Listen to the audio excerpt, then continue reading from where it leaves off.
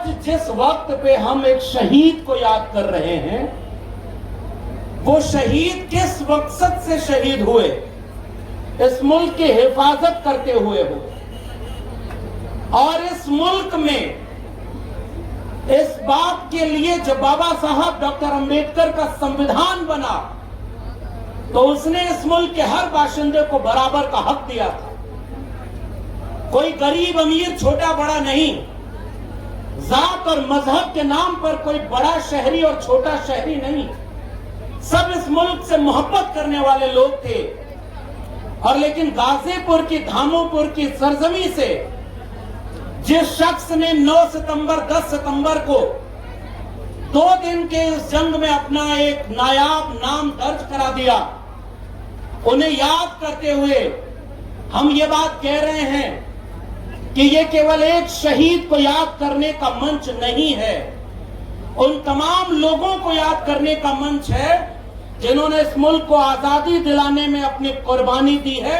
और तब भी न जात देखा न मजहब देखा, इस मुल्क से मोहब्बत थी तो उन्होंने इस मुल्क की हिफाजत और इस मुल्क को आजाद करने में अपनी कुर्बानी दी थी। और जब कुर्बानी देने के बाद एक मुल्क का आईन बना, एक दस्तूर बना कि सब बराबर होंगे, उसके बाद भी अगर मुल्क की सरहद के बाहर से हमला हुआ तो इस मुल्क के हर बाशिंदे ने ये तय किया कि इस मुल्क की सरहद की हिफाजत के लिए हमें अपनी जान की कुर्बानी भी देनी होगी तो कुर्बानी देंगे। और उनका इतिहास हमसे बेहतर आप जानते हैं। वक्त बहुत कम है, इसलिए मैं उस विस्तार में नहीं जाऊंगा कि बहुत कम वक्त में बहादुरी से केवल हथियार, बंदूक और ये जीप जो प्रतीक बन करके यहाँ पर है, इसके बंदूक से तोप को नहीं मारा।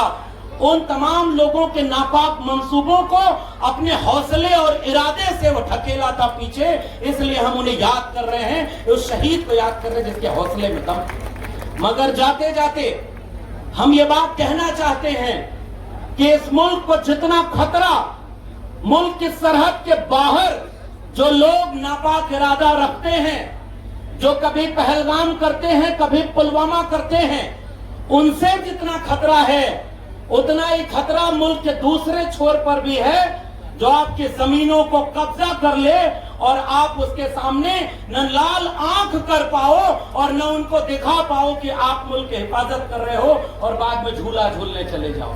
मैं याद करना चाहता हूं इस मंच से देश के रक्षा मंत्री रहे उत्तर प्रदेश के पूर्व मुख्यमंत्री आदरणीय श्रद्धेय नेताजी को, जब वो रक्षा मंत्री हुए तो उन्होंने एक फैसला लिया कि जो शहीद होंगे उनकी केवल पहचान के चिन्ह उनके गांव नहीं लौटेंगे, उनका अंतिम शरीर भी उनके घर लौटेगा और उनको पूरे सम्मान के साथ याद किया जाएगा।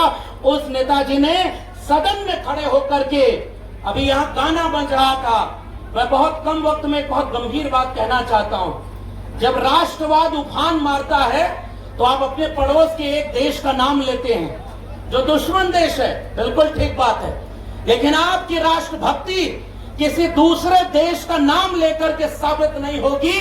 जो भी देश आपके देश की सरहद पर अगर आंख उठाए तो बराबर का वो दोषी होगा। और श्रद्धेय नेताजी ने सदन में खड़े होकर के कहा था, बड़ा दुश्मन वो नहीं है जो मजहब के नाम पर बटा हमारे साथ लेकिन बर्बाद हो गया, बड़ा दुश्मन वो है जो बाजार भी आपके घर में खोल लिया और आपकी जमीन भी कब्जा करने के लिए सबसे ज्यादा सरहदें चीन से जुड़ती हैं और चीन से आंख मिला करके आपको उससे हिफाजत मुल्क की करनी हो।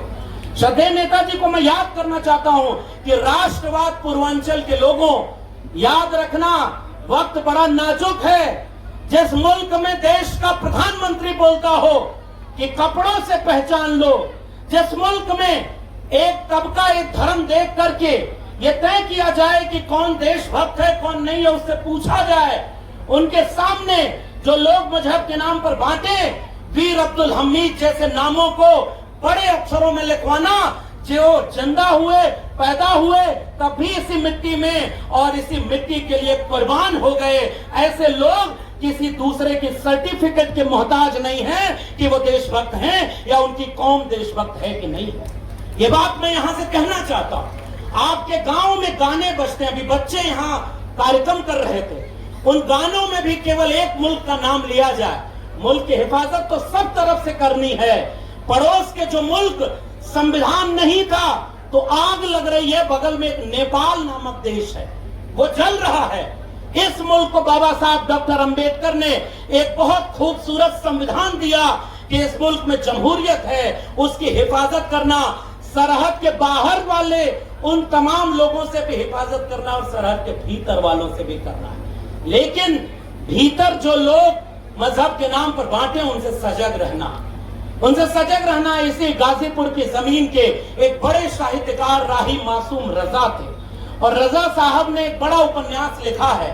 उसमें एक जिक्र मिलता है कि जब बंटवारा हो रहा था मुल्क का, कुछ लोग चाहते थे कि मजहब के नाम पर हम मुल्क अलग बनाएंगे। इसी मुल्क के बहुत सारे चाहने वालों ने कहा कि हम मजहब के नाम पर बटेंगे नहीं, हमारे तमाम पुरखों की कब्रें हैं यहाँ, और तमाम लोगों ने चुना कि हम इस मुल्क में रहेंगे।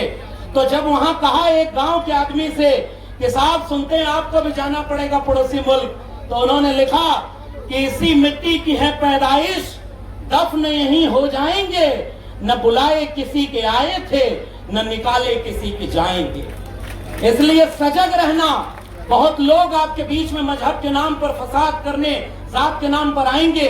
जितने राष्ट्र भक्ति इस मिट्टी में है, और गाजीपुर के लोगों यहाँ इतने नौजवान हैं, एक गांव ही नहीं पूरा गाजीपुर ही वीरों की धरती है। हमारे मित्र कहा करते थे कि उसे केवल गाजीपुर मत करिए, शहीदी धरती गाजीपुर के रूप में याद करिए। मगर याद करिए कि जो शहीद होकर के लौटा तो उसे शहीद का दर्जा मिला, परमवीर चक्र मिला, उन्हें सम्मान मिला।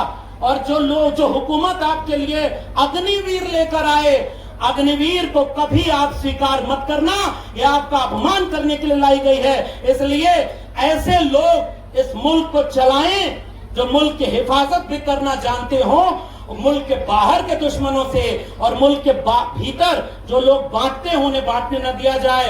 युवाओं को बराबर का सम्मान मिले, किसानों को हक अधिकार मिले, और ये मुल्क चले तो केवल बाबा साहब अम्बेडकर के संविधान से चले। और बहुत सजग रहने की जरूरत है। मैं यही अपनी बात विराम दूंगा।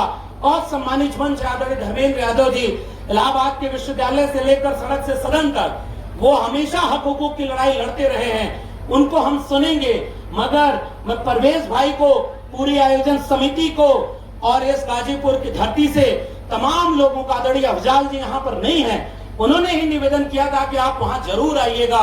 मैं इस मंच से उन्हें भी याद करता हूं और पूरी आयोजन समिति को शुक्रिया अदा करता हूं। याद रखना और सजग रहना गाजीपुर के लोगों, बहुत सारे लोग हिमाकत करेंगे कि माफिया और मसीहा का फर्क मिटाकर उन लोगों को ही बदनाम किया जाए और आपस में लड़ाया जाए।